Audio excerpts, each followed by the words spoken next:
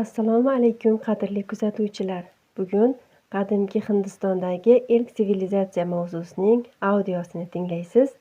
Yangi mavzularimizni birinchilardan bo'lib tinglash uchun obuna bo'ling. Audiolarimiz sizga manzur bo'ladi degan umiddamiz. Bizni qo'llab, like va izohlarda o'z fikringizni bildirasiz degan umiddamiz. 15-mavzu. Qadimgi Hindistondagi ilk sivilizatsiya. Hududi va tabiiy sharoiti. Hindiston Hind va Gang daryolari vodiylaridagi Osiyo qit'asining bir qismini egallagan mamlakat. Tabiiy sharoiti, issiq iqlim va daryolar dehqonchilik vujudga kelishi va rivoj topishi uchun imkoniyat yaratgan. Himolay tog'lari shimoldan keladigan sovuq shamollarni to'sib turadi. Gang vodiysidagi tropik o'rmonlar ulkan daraxtlar va rang-barang o'simliklarga boy bo'lgan. Hind vodiysidagi eng qadimgi shaharlar. Mohenjo-daro va Harappa Hind daryosi havzasining eng yirik qadimgi shaharlaridan edi. Ikkala shahar ham mustahkam mudofaa devorlari bilan himoyalangan, ichki qismi bo'lgan. Ko'chalar bir-biri bilan ajratilgan mavzelardan, pishiq va xom g'ishtlardan qurilgan binolar, ya'ni turar joylar, omborxonalar, saroylar va ibodatxonalar topilgan. Katta chiroyli shahar Mohenjo-daro hunarmandchilik va savdo markazi bo'lgan.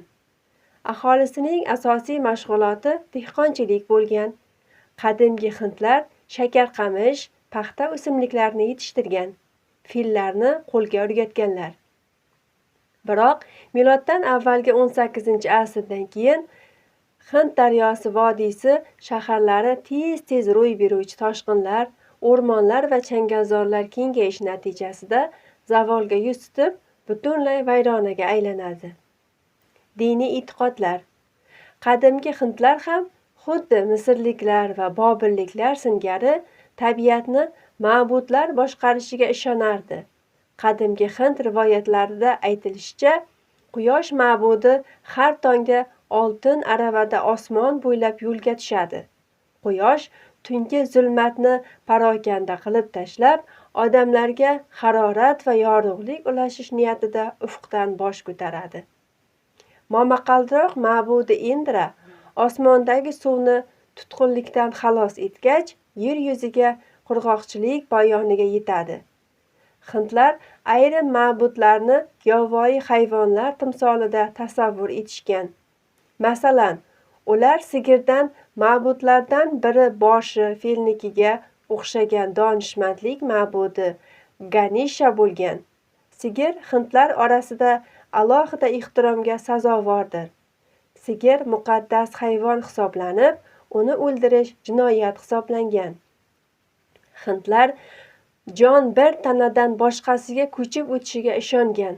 Ular vafot etganidan keyin odam butunlay o'lmaydi, balki boshqa bir vujudga aylanadi.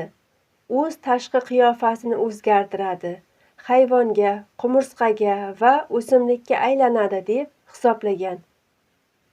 Kastalar. Qadimgi hindlar qanday yumush bilan shug'ullanishiga qarab 4 tabaqaga ajratilgan edi. Bu tabaqalar kasta yoki varna deb atalgan. Ular kohinlar, brahmanlar, hind ruhoniylari, jangchilar, kshatriylar, dehqon, hunarmand va savdogarlar, vayshiylar, xizmatkorlar va qullar, shudralar. Hindlarning e'tiqodicha, tabaqalardan har birini oliy ma'bud Brahma o'z jismining qaysidir bir qismidan dunyoga keltirgan ekan. Masalan, kohinlar uning og'zidan chiqqan, jangchilar qo'llaridan, dehqonlar qovurg'asidan, xizmatkorlar esa Brahmaning tovonidan yaratilgan deb hisoblangan.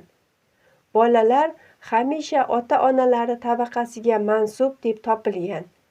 Bir tabaqadan boshqasiga o'tishning iloji bo'lmagan. Tabaqalardan birontasiga mansub bo'lmaganlar esa alohida maqomga ega bo'lishgan.